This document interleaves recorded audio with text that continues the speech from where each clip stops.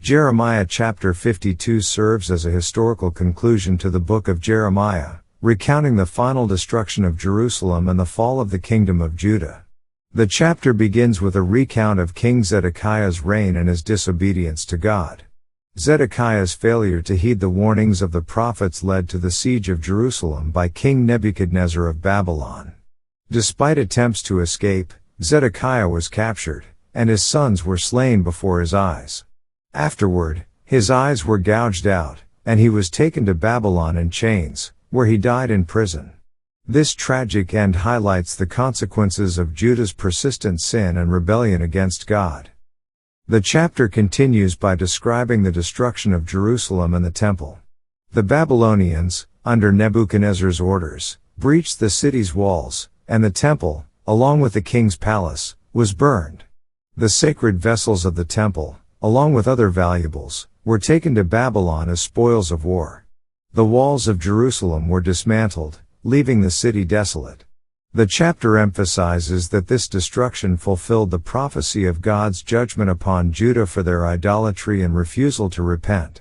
The devastation of the city marks the culmination of years of warnings from the prophets, signaling God's anger and the end of Judah's sovereignty. The next section of the chapter lists the exile of the people of Judah to Babylon, following the capture of Jerusalem. Those who survived the siege were either killed or taken captive by the Babylonians, and the remaining few were left in the land under Gedaliah, the governor appointed by Nebuchadnezzar. This period of exile marks the end of the Jewish kingdom until their eventual return, fulfilling God's judgment for their idolatry and disobedience. This exile was a key moment in the history of Israel, and it set the stage for future prophecies of restoration. Finally, the chapter concludes with a note on the release of Jehoiakim, the former king of Judah, from Babylonian captivity. After 37 years in prison, Jehoiakim was brought out by Evil-Merodach, the Babylonian king, and given a more favorable position, with a daily allowance for his needs. This act of mercy, though small, signals hope for the future restoration of Judah. The chapter ends by noting the length of Zedekiah's and Jehoiakim's reigns, and it serves as a final reminder of the historical events that led to the fall of Judah and the exile of its people, offering a sobering reflection on God's justice and the ultimate hope for Israel's restoration. Let's now read Jeremiah chapter 52. Zedekiah was 21 years old when he began to reign, and he reigned 11 years in Jerusalem. And his mother's name was Hamutal, the daughter of Jeremiah of Libnah. And he did that which was evil in the eyes of the Lord, according to all that Jehoiakim had done. For through the anger of the Lord it came to pass in Jerusalem and Judah, till he had cast them out from his presence, that Zedekiah rebelled against the king of Babylon. And it came to pass in the 9th year of his reign, in the 10th month, in the 10th day of the month, that Nebuchadnezzar king of Babylon came, he and all his army, against Jerusalem, and pitched against it, and built forts against it round about. So the city was besieged unto the 11th year of King Zedekiah. And in the 4th month, in the 9th day of the month, the famine was sore in the city, so that there was no bread for the people of the land. Then the city was broken up, and all the men of war fled, and went forth out of the city by night by the way of the gate between the two walls, which was by the king's garden. Now the Chaldeans were by the city round about, and they went by the way of the plain. But the army of the Chaldeans pursued after the king, and overtook Zedekiah in the plains of Jericho, and all his army was scattered from him. Then they took the king, and carried him up unto the king of Babylon to Riblah in the land of Hamath, where he gave judgment upon him. And the king of Babylon slew the sons of Zedekiah before his eyes, he slew also all the princes of Judah in Riblah. Then he put out the eyes of Zedekiah, and the king of Babylon bound him in chains, and carried him to Babylon, and put him in prison till the day of his death. Now in the 5th month, in the 10th day of the month, which was the 19th year of Nebuchadnezzar king of Babylon, came Nebuzaradan, captain of the guard, which served the king of Babylon, into Jerusalem. And burned the house of the Lord, and the king's house, and all the houses of Jerusalem, and all the houses of the great men, burned he with fire. and all the army of the Chaldeans, that were with the captain of the guard, brake down all the walls of Jerusalem round about.